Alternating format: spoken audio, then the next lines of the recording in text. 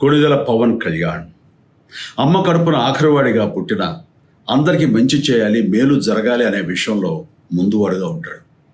తన గురించి కంటే జనం గురించి ఎక్కువగా ఆలోచించే మనస్తత్వం నా తమ్ముడు కళ్యాణ్ బాబుది. ఎవరైనా అధికారంలోకి వచ్చాక ప్రజలకు ఏదైనా చేయాలనుకుంటారు.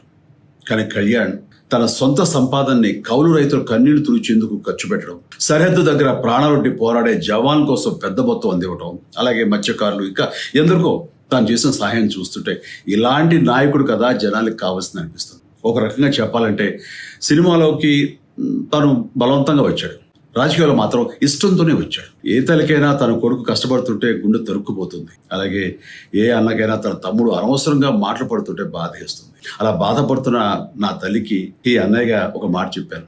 నీ కొడుకు ఎంతో మంది తల్లుల కోసం, వాళ్ళ బిడ్డల భవిష్యత్తు కోసం చేసే యుద్ధం అమ్మా ఇది. మన బాధ కంటే అది ఎంతో గొప్పది అన్నాను.